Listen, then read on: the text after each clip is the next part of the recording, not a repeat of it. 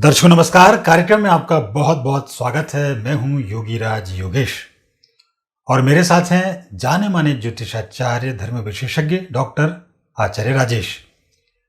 आचार्य जी, programme में आपका बहुत बहुत स्वागत है। धन्यवाद। और मित्रों, ये वीडियो बेहद खास इस मायने में है कि इस वीडियो के माध्यम से हम आपको ये बताने जा रहे हैं कि भगवान के जो बैकुंठ धाम है, सनातन धर्म के जो 4 धाम हैं, बद्रीनाथ, केदारनाथ, जगन्नाथ और रामेश्वरम, इन चारों धामों में बीते कुछ समय से बड़े आश्चर्यजनक और रहस्यमयी परिवर्तन हुए हैं। ये संकेत क्या कह रहे हैं, इस बारे में आज हम आपको विशेष तौर पर बताएंगे कि इन चारों धामों पर जो घटनाएं हुई कुछ दिनों में, ये बहुत बड़े प्रकृति परिवर्तन के संकेत हैं। कहा यह भी जा रहा है कि सृष्टि पूरी तरह से बदल जाएगी और ये भी कहा जा रहा है कि भगवान के आगमन के संकेत हैं। अब भगवान के आगमन से मतलब ये नहीं कि अभी तक भगवान थे नहीं, अब प्रभु अपना सर्वोत्तमुखी आपको दर्शन कराने की स्थिति में आएंगे और आपको जो भगवान का जो विराट स्वरूप वो भी देखने को मिल सकता है। तो ये जो परिवर्तन हुए हैं, इन परिवर्तनों से क्या होने जा रहा है भविष्य में, और हमको इन चारों धामों में जाते समय किन मर्यादाओं का पालन करना चाहिए, इन सब बातों पर आज इस वीडियो में चर्चा करेंगे। तो समझ गए होंगे कि ये वीडियो कितना खास है। और इन सब रहस्यों के बारे में जानने के लिए सीधे हम चलेंगे डॉक्टर आचार्य राजेश जी के पास। तो आचार्य जी, जैसे कि कुछ संकेत, हालांकि कुछ मैं कोई धर्म विशेषज्ञ तो नहीं हूँ, मुझे तो नहीं मिले, लेकिन ये जो घटनाएं हुई जो सबको दिखी, जैसे केदारनाथ में कुछ समय पहले बाढ़ आई, ये सबको दिखा। द्वारका धाम जो है भगवान का, वहाँ के जो झंडा लहरा रहा है उस मंदिर के ऊपर, उस पर बिजली गिरना, ये देखा। जगन्नाथ धाम का एक जो शिला था, एक बड़ा खंभा था, उसका गिरना, उसके मंदिर पर पक्षी का बैठना, ये बड़े भयानक संकेत हैं। कई लोग तो इन संकेतों को देखकर डर गए, क्योंकि इन संकेतों का जिक्र भी पुराणों में, ग्रंथों में, भविष्य मालिकाओं में है। अब आप हमें आचार्य जी इस बात पर मार्गदर्शन करिए कि वास्तव में ये जो घटनाएं हो रही हैं, इसका कोई असर है कि ये केवल इनको अपन प्राकृतिक घटनाएं मान के छोड़ दें, या कुछ युग परिवर्तन के संकेत हैं, प्रभु की क्या लीला है? देखो, इसमें जब भगवान कृष्ण भूतल पर विराजमान थे, तब भगवान कृष्ण को कितने लोग पहचानते थे। जब कौरवों के बीच में पहुँचे, धृतराष्ट्र वहाँ गादी पर बैठे हुए हैं, इतने सारे लोग बैठे हुए हैं, उनमें सिर्फ भीष्म पितामह हैं, द्रोणाचार्य हैं और कृपाचार्य हैं, 3 उनको पहचान पा रहे हैं। इवन पांडव भी उनकी उस विभूति को नहीं पहचान पाए। भीष्म पितामह ये बोलते रहे कि ये अवतार हैं, कृष्ण मामूली नहीं है। और जब भी भगवान कृष्ण ने जब सुदर्शन उनसे मना किया कि मैं हथियार नहीं उठाऊंगा, और उन्होंने जब रथ का पहिया हाथ में उठाया युद्ध के समय में, तब उन्होंने कहा था आज मुझे चक्रधारी प्रभु के मुझे दर्शन हो रहे हैं, भीष्म पितामह ने। तो भगवान को पहचानना एक बहुत बड़ी बात होती है। और संकेत हमारे धर्मशास्त्रों में बहुत सारे हैं, पुराण पढ़ोगे इसमें संकेत आपको मिलेंगे, भागवत में संकेत मिलेंगे। और ज्योतिष शास्त्र तो इस चीज़ का ज्ञाता होता है कि भगवान की उत्पत्ति या भगवान कब आएंगे, कब प्रकट होंगे, कब लीला करेंगे, और व्यक्ति मनुष्य कैसे भगवत सत्ता तक पहुँचे, इसी के लिए वेदों में उल्लेख ज्योतिष शास्त्र का किया गया, इसलिए शास्त्र की भी इसको उपाधि है। तो ज्योतिष शास्त्र ये बताता है कि प्रकृति कैसे बढ़ेगी, भगवान का कब आना होगा, आप भगवान को कैसे पा सकते हैं, इन सारी चीज़ों पर ज्योतिष बड़ी बारीकी से निगाह रखता है। और निगाह रखने के साथ साथ ये संकेत भगवान के आगमन के होते हैं। जैसा अभी 2012 सितंबर के लगभग की बात है, तब से विष्णु सदी चल रही है और ये 2032 तक चलेगी, सितंबर 2032 तक। अब हम 2000 सितंबर 32 2012 को, इस 20 साल को, हर 20 साल में सदी चेंज होती है। विष्णु सदी आती, फिर शिव सदी होती, फिर ब्रह्मा सदी होती, ब्रह्मा विष्णु महेश सदी रहती है। और विष्णु सदी जब भी आती, मतलब 20-40 साल बाद देखोगे तो फिर कोई ऐसी घटनाएं घटेगी। भगवान अवतार लेना लें, लेकिन भक्तिकालीन युग को यदि आप देखोगे तो उस 20 साल में बहुत सारे भक्त लोग भक्तिकालीन समय में पैदा हुए हैं। जब काफ़ी सारे नाथपंथी पैदा हुए हैं, वल्लभाचार्य जी पैदा हुए हैं, आचार्य बहुत सारे आए हैं। तो ये जो संकेत है, ये संकेत भगवान की आगमन का संकेत है। और मैं तो अभी आपको, जैसे केदारनाथ आपदा थी 2012 सितंबर के बाद से विष्णु सदी प्रारंभ हुई, तो पहली घटना तो केदारनाथ के परिवर्तन की घटी, क्योंकि केदारनाथ सतयुग के नाथ है। अच्छा। आपको 4 युग के अलग अलग धाम हैं, सतयुग के जो धाम है वो केदारनाथ धाम है, और त्रेता युग के जो धाम है वो रामेश्वरम है, और द्वापर के जो धाम है वो द्वारकाधीश हैं, और कलयुग के जो धाम है वो जगन्नाथपुरी हैं। और चारों की अलग अलग विशेषताएं। जो केदारनाथ ध्यान का केंद्र है, और सतयुग में ध्यान ज्ञान इनकी बड़ी वैल्यू होती है। लोग आकाश गमन सिद्धि विद्धि सब उसी समय में करते हैं। और जैसे ही सतयुग समाप्त होने के बाद त्रेता युग जब प्रवेश करता है, तब त्रेता युग में यज्ञ का, हवन का, इन चीज़ों का बड़ा महत्व बढ़ना शुरू हो जाता है। यज्ञ हवन के बाद आहुतियाँ देवताओं तक पहुँचाना, सारे काम करना, ये पूरा उनका रहता है। और फिर इसके बाद आता है द्वापर युग।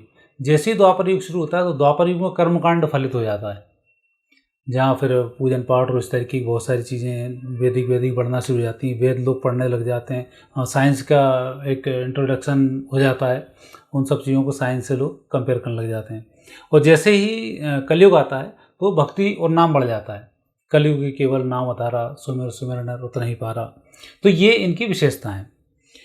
अब यहाँ पर जैसे ही केदारनाथ की घटना घटी, वो केदारनाथ की घटना थी 25 जून 2013 ब्रह्म मुहूर्त 3 बजे के लगभग जी, जो वहाँ पर इतनी बड़ी आपदा त्रासदी हुई। और वैसे तो दुखद है, इतने लोग मारे गए, लेकिन उस त्रासदी को यदि हम हमारे इस वर्तमान के एपिसोड से कंपेयर करें तो वो त्रासदी पहला वो था कि जबकि केदारनाथ भगवान ने अपने आप को स्वच्छ किया। और उसके बाद से आप देख रहे होंगे कि 2012 से पहले भारत के जितने भी जो वो शक्तिपीठ थे, जितने भी ज्योतिर्लिंग थे, जितने भी भारत के और जाने पहचाने जो धार्मिक स्थान थे, वो सब की दुर्गति हो रही थी। और 2012 के बाद आपने देखा राम मंदिर का भी बनना शुरू हो गया, कृष्ण का भी शुरू हो चुका है, केदारनाथ धाम भी जो पहले था उसमें रम्यांतर आ चुका है, बाकी 12 ज्योतिर्लिंगों में भी उद्धार होने लगा। Kashi Vishwanath corridor, Mahakal corridor. जी, महाकाल पे एक वीडियो अपन बनाएंगे अभी कि महाकाल अब सतयुग का बहुत बड़ा संकेत दे रहा है। इससे भी जबरदस्त संकेत अब महाकाल का है, जो भविष्य पुराण में उसका उल्लेख है, उस पर हम चर्चा करेंगे। आप इस पर याद रखना जी कि कभी इस पर जल्दी उस पर वीडियो अपन प्रसारित बिल्कुल बिल्कुल बनाना ही पड़ेगा, लोगों की जिज्ञासा जगा दी आपने। तो ये जो, यदि हम थोड़ा समय एक मिनट और ले लेता हूँ कि इसमें हम केदारनाथ धाम की उस घटना की कुंडली देखते हैं।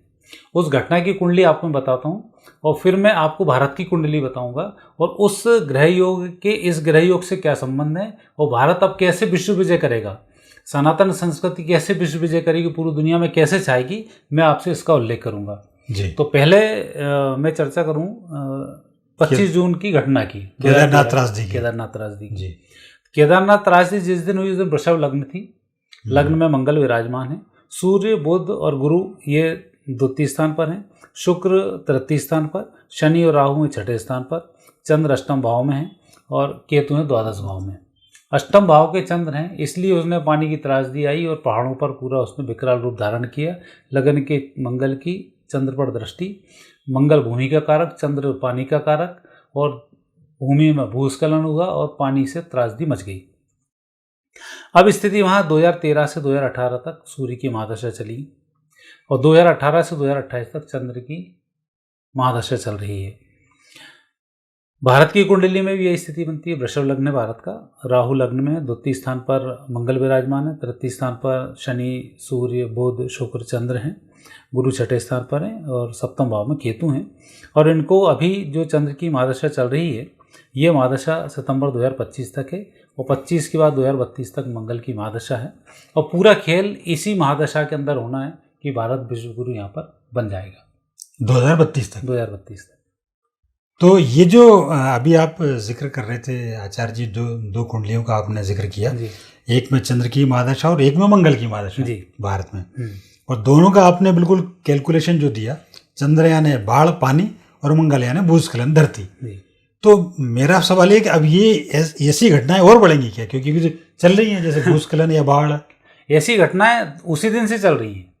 2013 की घटना देखो, 13 के पहले कभी ऐसी खतरनाक बाढ़ नहीं आती थी, ऐसे भूस्खलन नहीं होते थे। अभी आप लगातार देख रहे होंगे, अब जैसे यमुनोत्री पर अभी गए, यमुनोत्री पर अमूमन लोग इतने सारे नहीं फंसते हैं, वो 25,000 लोग फंसे हुए हैं। बिल्कुल पूरे पहाड़ों पर स्थिति होगी। पुलिस पहली बार लाइफ में मैंने देखा है कि पुलिस लगानी पड़ी और लोगों को हरिद्वार से भगाना पड़ा मार मार कर। मतलब निवेदन से भी लोग नहीं भागे, मारने से भागे हैं।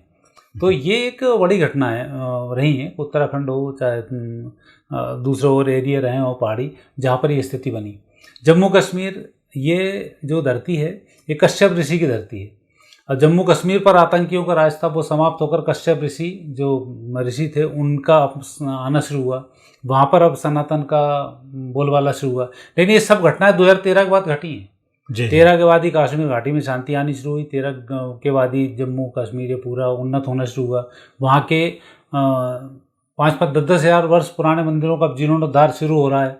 तो ये वहाँ स्थिति बनी और लगातार अभी जो घटनाएं घट रही हैं, जैसे अभी आपने देखा गंगोत्री, यमुनोत्री, बद्रीनाथ के रास्ते बंद हैं, केदारनाथ के रास्ते बंद हैं, जबकि हेलीकॉप्टर सेवा है, फिर भी आप हेलीकॉप्टर से भी नहीं जा पा रहे हैं। हेलीकॉप्टर दुर्घटनाग्रस्त हो रहे हैं। तो ये जो स्थिति, अब आप जैसे उल्लेख किया आपने, द्वारकाधीश के ऊपर बिजली गिरी, मंदिर पर तड़ित चालक लगा हुआ, उसके बाद ही बिजली गिर जाए और झंडा फाड़ दे, वो उसका कल उसमें भविष्य पुराण में उसका उल्लेख है। अच्छा, कि इस तरह की घटनाएं घटी। रामेश्वरम में एक ऐसी बिजली चमकी कि जो 2021 के लगभग घटना है कि पूरा रामेश्वरम एक ज्योतिर्मय हो गया था।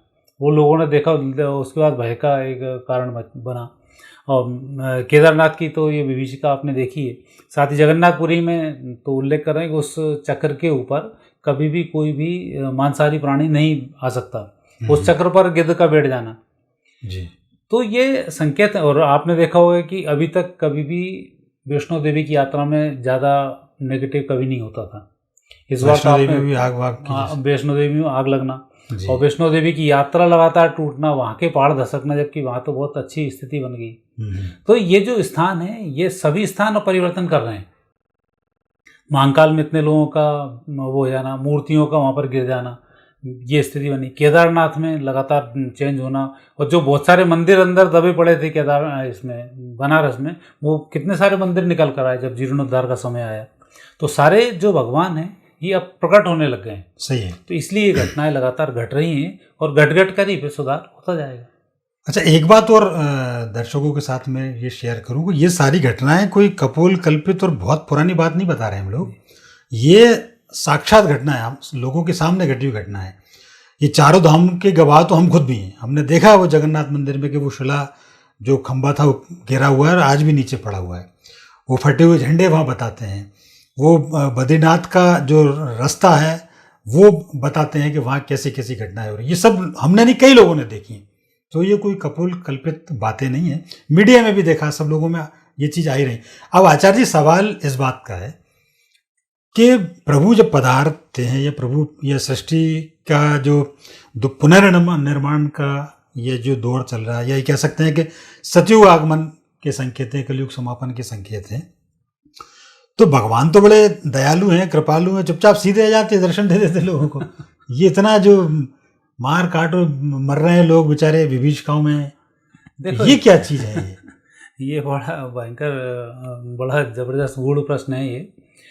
भगवत सत्ता जब आती है ना, भगवान के साथ देवी देवता ही आते हैं और वही फिर सत्ता संभालते हैं जी। अब जैसे कई लोग अभी बोलते हैं कि 34 कोटि, मतलब 34 प्रकार के देवता, 36 करोड़ भारत में देवी देवता कहाँ से आ गए, 36 करोड़ की बात करते हैं। तो जो भविष्य पुराण जो बात कर रहा है और जो अभी कल की बातें कर रहे हैं, कल की भगवान के अवतार की जो बातें कर रहे हैं, उसमें भी भारत की पॉपुलेशन को 36 करोड़ ही बता रहे हैं कि भारत में 36 करोड़ लोग बचेंगे। जो 36 करोड़ देवी देवता होते हैं वही बचेंगे, फिर वही सृष्टि की संरचनाएं करना शुरू करेंगे। और बाकी 64 और 68 करोड़ लोगों के बाकी बचने की बात करते हैं पूरी दुनिया में। नहीं तो ये सही में होगा कि नहीं? ये होगा, हर बार होता है। जब भगवान कृष्ण आए, इतना बड़ा युद्ध हुआ, उस युद्ध में भी ये स्थिति थी। पूरा महाभारत का युद्ध हुआ, उसमें बहुत कम लोग बचे थे। तो वो सृष्टि उतनी ही रहती, फिर बढ़ना शुरू हो जाती है। और अभी का जो फैला हुआ ये भी ऐसे ही आएगा। तो बाकी के जो लोग हैं उसमें जो धर्म से संबंधित जो लोग हैं, जो एक दूसरे को सम्मान देते हैं, एक दूसरे के धर्म का, एक दूसरे का आचरण का सम्मान करते हैं, वो बच पाएंगे। बाकी आप सोचो मेरा धर्म बहुत बड़ा है तो आप नष्ट हो जाओगे, कोई आपको रोकने वाला नहीं है, चाहे आप कितने बड़े देवदूत हो, चाहे कितनी बड़ी आप साधनाएं कर लो। अहंकार प्रभु का भोजन है, तो जितने अहंकारी हैं सबसे पहले तो वही मारे जाएंगे। नाना प्रकार की बीमारियां आएंगी। प्रकृति परिवर्तन करती है, प्रकृति के पंच तत्व होते हैं। अब जैसे इस वर्ष मैंने पहले ही भविष्यवाणी की थी, इस वर्ष पानी इतना भयंकर गिरेगा कि जगह जगह बाढ़ आएंगी। चीन, अमेरिका ये शक्ति संपन्न देश हैं, ये पूरी दुनिया में आग लगाने की डींगे हाँकते हैं। पूरी दुनिया में कहीं भी कुछ बुरा हमें पता पड़ जाएगा और हमारे कुछ नहीं होगा। सब हाथ पे हाथ रखे रखे, करोड़ों कारें बह गई पूरी दुनिया में, माचिस की डिब्बी की तरह डिब्बी कारें और ट्रक और मोटर बह रहे हैं। आज तक कभी ऐसा सुना था? मतलब आज से 2 साल पहले भी जाओ तो कोई बात ही नहीं करता था, इतनी कार बह गई, इतना ही होगा, और अब सब ढेर हो गए। आप मकान में मकान ढेर हो गए, नहीं हुए तो युद्ध से ढेर हो गए। तो प्रकृति जब परिवर्तन करती है तो जल से परिवर्तन होता है, भूमि से परिवर्तन होता है, भूकंप आते हैं, हवाओं से परिवर्तन होता है, तेज हवाएं चलती हैं, आकाश से परिवर्तन होता है, वहाँ से लगातार बिजली गिरती हैं, सारे काम होते हैं। तो पंच तत्व अपने आप को बैलेंस करते हैं। अच्छा। तो पृथ्वी यहाँ पर अपने आप को बैलेंस कर रही है, और बैलेंस करके नई सृष्टि की रचना बहुत जल्दी 2032 से पहले होगी। अब जैसे इस घटना को देखते हैं, केदारनाथ की घटना। अब केदारनाथ की घटना के बाद यदि हम देखें, चंद्र की महादशा चल रही है 4 जनवरी 2018 से 4 जनवरी 2028 तक। ये है केदारनाथ वाली घटना में। अब चंद्र में अप्रैल 2025 तक जो चंद्र की स्थिति, ये अप्रैल 25 से नवंबर 25 तक केतु चलेगा। अप्रैल 2025 से नवंबर 2025 तक चंद्रमा में केतु चलेगा। और यहाँ पर मंगल की स्थिति बन रही है 11 सितंबर भारत की कुंडली में 11 सितंबर 2025 से 26 तक ये मंगल चलेगा। अच्छा। तो केतु और मंगल का रिजल्ट एक जैसा होता है। तो क्या रिजल्ट आएगा? तो केतु और ये फिर आपदाओं के संकेत हैं, विभीषिकाओं के संकेत हैं, झगड़े के संकेत हैं। 2026 तक। हाँ, मंगल मारकाट ये मचवाता है। फिर आएगा नवंबर 2025 से 4 जुलाई 2027 तक शुक्र चलेगा चंद्र में। और यहाँ पर फरवरी 26 से फरवरी 27 तक राहु चलेगा। राहु शुक्र ये गुरु चले हैं दोनों। अच्छा। इस घटना में यहाँ उसके गुरुजी आ रहे हैं केदारनाथ में, और यहाँ भारत में राहु आ रहा है। तो ये जो राहु है, ये राहु सात्विक राहु है। अच्छा। ये सत्व की लड़ाई कराएगा। जो सात्विक राहु होता है, जो हम बात करते हैं ना, सनातन धर्म की विजय होगी, तो सनातन की बात ही है। पर राहु को तो लोग मानते हैं सात्विक नहीं है, तो तामसिक नहीं, दोनों है। वो जब अमृत पी लेता है तो सत्व में आ जाता है। अमृत से पहले जो राहु आता है वो तमस में आता है। अच्छा। तो वो दोनों के कैरेक्टर से उससे मालूम पड़ता है सत्व का राहु है, तमस का राहु है। तो ये राहु अच्छा राहु, ये सत्व का राहु है। अच्छा। कि भारत की कुंडली का जो राहु है वो सत्व का राहु, लग्न में राहु सत्व का राहु होता है। अच्छा। इसलिए हमने कभी किसी पर युद्ध नहीं थोपा। हमने हमेशा डिफेंस शांति की बात की, और उसमें ही हम रहे। ये राहु का वार्तालाप करने का एक बहुत बड़ा कैरेक्टर होता है। लग्न के राहु वाला व्यक्ति भी बहुत संवेदनशील होता है, तोल मोल कर बोलता है, कभी किसी के हथियाने की कोशिश नहीं करता है, और जबरन झगड़े की भी कोशिश नहीं करता है। तो भारत का ये मूल स्वभाव है। तो इसलिए सत्व का राहु है। और जुलाई 27 के बाद सूर्य आएगा जनवरी 2028 तक, और यहाँ पर फरवरी 2028 तक गुरु रहेंगे। गुरु देवताओं के गुरु हैं, और सूर्य इन ग्रहों का गुरु है। तो ये भी जो योग बन रहा है साहब, ये फरवरी जा रहा है, ये 1-2 महीने का अंतर तो जनरली कुंडलियों के 1.5-2 मिनट में अंतर में आ जाता है। तो ये लगभग सेम स्थिति बन रही है। इसके बाद स्थिति बनती है, जैसे यहाँ चंद्र समाप्त होगा, ये मंगल आ जाएगा 28 में, जनवरी 28 में उस घटना को ही मंगल आ जाएगा। अच्छा। और यहाँ भी मंगल चलता रहेगा। तो 28 के बाद जो मारकाट बन के स्थिति बनेगी 2032 में जाकर, फिर धर्म स्थापना होगी, और भगवान का जो प्राकट है हो चुका है, तो वो 2026 से अपना स्वरूप लोगों को समझ में आने लग जाएगा। जो जागरूक लोग हैं, साधना वाले लोग हैं, वो भगवान के उस स्वरूप को पहचानेंगे। और भगवान जितने भी गणों के साथ आए हैं, वो सब गण भी अपने अपने रूप में आएंगे, और अपने अपने लोगों की फिर वो रक्षाएं करना शुरू करेंगे। ये स्थिति यहाँ पर दर्शाती है। तो कहने का अर्थ है कि आचार्य जी की 2032 तक जो है वो थोड़ा सा संभल के रहना है, थोड़ा सा, और मतलब बड़े प्राकृतिक आपदाओं के संकेत मिलते हैं। इस तरह की घटनाएं, बाढ़, भूकंप, ये सारी आ रही हैं। खाद्यान्न का संकट इसमें आने वाला है। तो 2026, 27, 28 खाद्यान्न का बहुत बड़ा संकट आएगा। पर अपने यहाँ तो अभी तो मध्य प्रदेश की बात करें तो यहाँ तो 6 कृषि कर्मण अवार्ड मिल गए। अब इतना अफरात में खाद्यान्न हो रहा है कि बाहर भेजना पड़ रहा है। देश में भी खाद्यान्न संकट नाम की तो फिलहाल तो कोई स्थिति नजर नहीं आती। अपन तो लोगों को निर्यात कर रहे हैं। नहीं, ये देश इस मामले में बहुत आगे बढ़ने वाला है और यही देश दूसरे लोगों का पेट भरेगा। जैसे आपने देखा बांग्लादेश में, जिन बांग्लादेशियों का पेट भरने के लिए इस्कॉन मंदिर सालों तक चालू रहा, अब आतंकियों ने उसी को तोड़ दिए। तो ये आतंकी जो होते हैं, अब जैसे खाद्यान्न के बहुत अच्छा देश है रूस, जो गेहूं उत्पादक देश है, यूक्रेन बहुत अच्छा देश है, ये आपस में लड़ लड़ के अपने देश को नष्ट कर रहे हैं। यूरोप को पूरा, यूक्रेन जो है यूरोप को गेहूं पूरा, हाँ पूरा उसमें सप्लाई कर, तो ये लोग तो खुद ही अपने आप को नष्ट कर रहे थे। अब उसको खाद्यान्न पहुंचा। अब आचार्य जी एक सवाल इसी से रिलेटेड है, आपने जो जिक्र किया। अब आप बात कर रहे हैं कि प्रकृति पूरे पंच तत्व जो है अपने आप को बैलेंस कर रहे हैं और इसलिए घटनाएं हो रही, लेकिन इस प्रकृति को अनबैलेंस करने का भी तो काम कर रहे हैं ये लोग। ये जो अतिक्रमणकारी जिनको बोलते हैं, जो विस्तारवादी जो देश हैं, जो चाहते हैं कि केवल हमारे धर्म का पताका पूरी दुनिया में फहरे, 56 देश उन्होंने कर लिए। चाइना की विस्तारवादी नीति है, अमेरिका की विस्तारवादी नीति। तो ये जो अनबैलेंस करना चाहते हैं प्रकृति को, इनका क्या होगा? ये राक्षसी तत्व हैं और ये सब नष्ट होंगे। यही तो राक्षस होते हैं। देव और राक्षस में ये अंतर होता है। देवता जो होता है सबको देने का काम, सबको साथ लेने का काम, सबके विकास की बात करता है, वसुदेव कुटुंबकम की बात करता है। और राक्षस जो होते हैं वो अपनी बात करता है। आज जितने सारे तमस के जो लोग हैं, पहले तो इकट्ठे होंगे, आपसी बात करेंगे, इकट्ठे होने में फिर एक सरदार की बात करने लग जाएंगे। तो वो जो महामानव वो अकेला अपने को पुजवाएगा। जैसे रावण बना, रावण ने अपने को पुजवाया, राम ने अपने को नहीं पुजवाया। राम ने कई राम पैदा कर दिए, रावण दूसरा रावण पैदा नहीं कर पाया। क्यों? क्योंकि उसके सामने जैसे ही पैदा होते ही वैसे नष्ट कर देगा। पर थे उसके सारे नीचे जो थे, वो रावण को पुजवाना पसंद करता है, पर राम ने राम को पुजवाना पसंद नहीं किया है, वो अपने गुरु को पुजवाना पसंद किया है। तो ये जो चीज़ें नहीं, ये जो बातें हैं, ये सब बातें वही हैं कि जो सत्व का व्यक्ति है उसका एक अपना गुण होता है, रजस का अपना गुण है, तमस का अपना गुण है। तो जिनकी आप बात कर रहे हो ये तमस के लोग हैं और ये सारे लोग 2028 तक मारे जाएंगे। पूरा यूरोप नष्ट होगा, उत्तर पूर्व पूरा नष्ट होगा, ये पूरे नष्ट होने वाले हैं। यहाँ कोई बचने वाला नहीं है। यदि आप सत्व का भी व्यक्ति है तो बड़ी मुश्किल से बच पाएगा, आंका वाँका हो गए, हो सकता बचे हो। तो ये स्थिति। और भगवान जिसको बचाना चाहें, जैसे लंका में उनने देखा सुसैन वेद बचाना था, उसको अपनी तरफ ले आए। विभीषण को बचाना था, उसको अपनी तरफ ले आए। तो जब तक सत्व का कोई व्यक्ति जिंदा रहता है तब तक वहाँ नाश नहीं होता है। जैसे पाकिस्तान में हिंदू पॉपुलेशन खत्म, पाकिस्तान खत्म, बांग्लादेश में हिंदू पॉपुलेशन खत्म, बांग्लादेश खत्म। ये अफगानिस्तान में हिंदू पॉपुलेशन खत्म, अफगानिस्तान खत्म। भूखे पड़े, लाले पड़े हुए खाने पीने के। तो अब जैसे ये होगा, थोड़े दिन बाद सारी चीज़ें हो जाएंगी नेगेटिव, वो सब धराशायी हो जाएंगे। आचार्य जी बहुत महत्वपूर्ण बात आप कर रहे हैं और ये बात सही है कि इसको इस दृष्टि से भी देखा जाना चाहिए। जैसे बार बार बात ये होती है कि साहब देश आज़ादी के बाद पाकिस्तान में इतने % हिंदू थे, अब वहाँ बचे ही नहीं, बहुत कम बचे। बांग्लादेश में इतने % थे, वहाँ भी कम होते चले जा रहे हैं। तो आपने एक बहुत अच्छी बात कही कि वहाँ से जो सत्व प्रकृति के लोग हैं वो धीरे धीरे खत्म हो रहे हैं।